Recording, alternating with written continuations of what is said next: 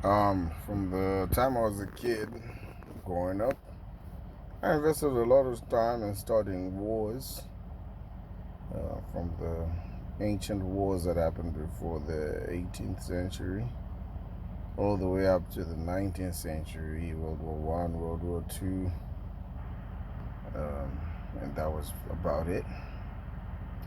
What I realized was it's much easier to start war, but it is very difficult to bring about peace. Um, And what I observed is that war has got a tendency of destroying the brains that it takes to build um, cities and communities that bring comfort that humanity enjoys all over the world in places where peace is found. The comforts are based on supply chains that bring all forms of exotic luxuries and necessities that enable people to live comfortable lives. And um, some claim that the reason why some people decide to go to war is for what? For comfort. But if you destroy the very same, um, let's say, hard drive that brings comfort, then once the conflict is over, if the hard drive is also destroyed, it simply means that you won't be able to enjoy the same comfort the same way you did before, because it's probably going to take decades, if not 50 years or more, to rebuild what has been destroyed. In conflicts of such magnitude, like the types of conflicts that we see today, there is a high likelihood that even the sources of information that enable us to uh, make pave a much more refined future for our children would have been lost if they get destroyed in the process. So we learn that it is very ironic, you know, that history taught us about the glories of war, but did not enlighten us on the fact that the process itself, it brings distraction that sometimes lands us in worse off situations where we could go for a long time without ever redeeming the comforts that we enjoy today. So peace is more valuable today than war could ever be valuable today, simply because it's too costly to sustain. If we look back at World War II, we realize that there are certain cities that were spared during the world wars simply because this is where the people that fought the wars would go and find their comfort. And it makes rational sense.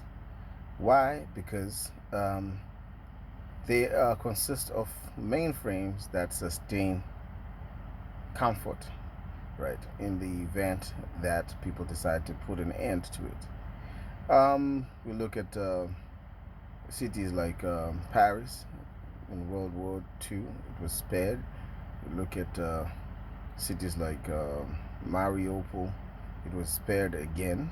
When you look at how the offensives were established, they spared certain cities simply because the mainframe or the distribution centers that uh, preserve the hope of comfort cannot be all destroyed simply because it takes a very long time to build that infrastructure and to restore what it takes for you to enjoy the comforts, the highways, the railways, the bridges, what have you. But to sum it all up, I would say war is not really beneficial to humanity today on Earth.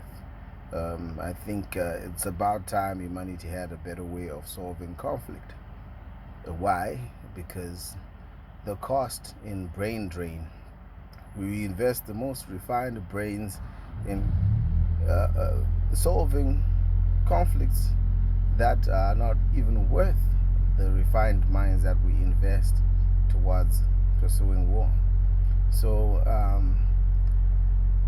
the amount of brain drain the human uh, body count and losses is just too much for us to put up with. We lose engineers, we lose uh, most refined scholars in the process. So it's really bad. It's not really going to help us to be better off as civilization. Matter of fact, we need to preserve the most refined minds that we have within our societies in order to secure the best that we have achieved to date as a civilization. Most importantly, even those very same people that people go into conflict with, they're equally important because it is the very same diversity that allows us to enjoy a diverse assortment of goods and services that make life on earth wonderful.